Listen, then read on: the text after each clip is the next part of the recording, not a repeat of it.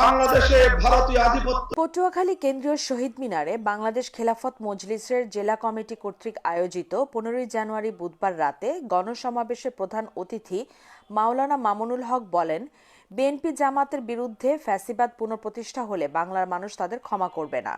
ফ্যাসিবাদ মোকাবেলায় রাজপথে যে ঐক্য গড়ে উঠেছে, ওই ঐক্যের বিরুদ্ধে যদি কেউ ভূমিকা পালন করে তবে বাংলার মানুষের আদালতে দাঁড়িয়ে তাকে জবাবদিহি করতে হবে।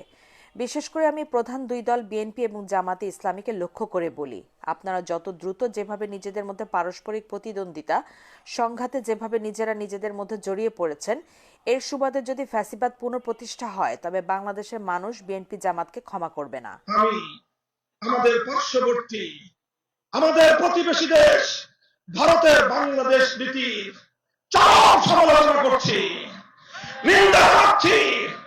আপনারা 15টা বছর সম্পর্ক করেছেন আওয়ামী লীগের সাথে, সম্পর্ক করেছেন শেখ হাসিনার সাথে, আর শেখ হাসিনাকে সমর্থন করতে গিয়ে বাংলাদেশের মানুষের উপর আপনারা সীমাহীন অন্যায়, অবিচার, জুলুম করেছেন।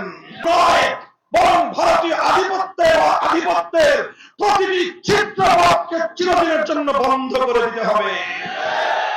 বাংলাদেশে ভারতীয় আধিপত্যবাদের বিরুদ্ধে যে সকল প্রতিরোধ ব্যূহগুলো রয়েছে সেগুলোকে শক্তিশালী করতে হবে, পুনর্নির্মাণ করতে হবে। সংবিধানে বিসমিল্লাহির রহমানির রহিম অন্তর্ভুক্ত রয়েছে। খবরদার এই বিসমিল্লাহর দিকে কেউ যেন রক্তচক্ষু দিয়ে তাকাবার চেষ্টা না করে। এই ঐক্যের বিরুদ্ধে যদি কেউ ভূমিকা পালন করে বাংলার মানুষের আদালতে দাঁড়িয়ে তাকে জবাবদিহি করতে হবে। বিশেষ করে আমি প্রধান দুই দল বিএনপি এবং জামাতে ইসলামীকে লক্ষ্য করে বলি, আপনারা যত দ্রুত যেভাবে নিজেদের মধ্যে পারস্পরিক প্রতিদ্বন্দ্বিতা নয়, আপনারা সংঘাতে আপনারা নিজেরা যেভাবে নিজেদের মধ্যে বারুবাদে জড়িয়ে পড়েছেন, এর সুবাদে যদি ফ্যাসিবাদ বাংলাদেশে আবার পুনর্বাসিত হয়, বিএনপি এবং জামাতে ইসলামীকে বাংলাদেশের জনগণ ক্ষমা করবে না।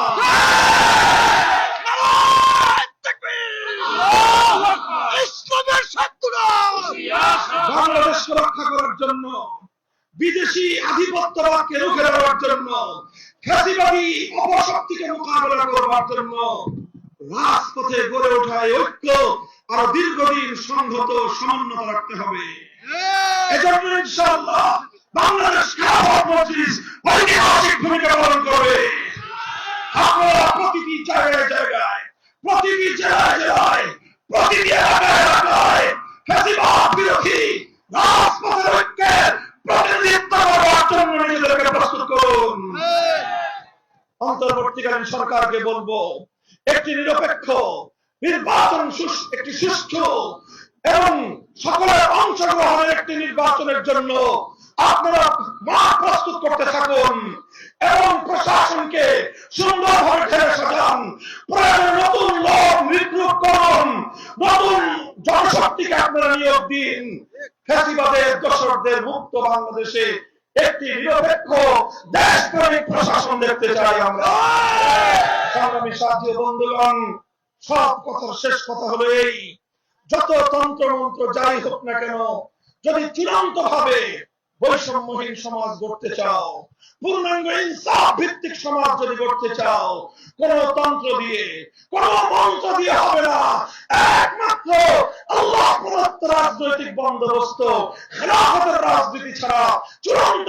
Arafat Talukdar, BMF news, Patuakhali. BMF news, মানবতার পাশে সব সময়।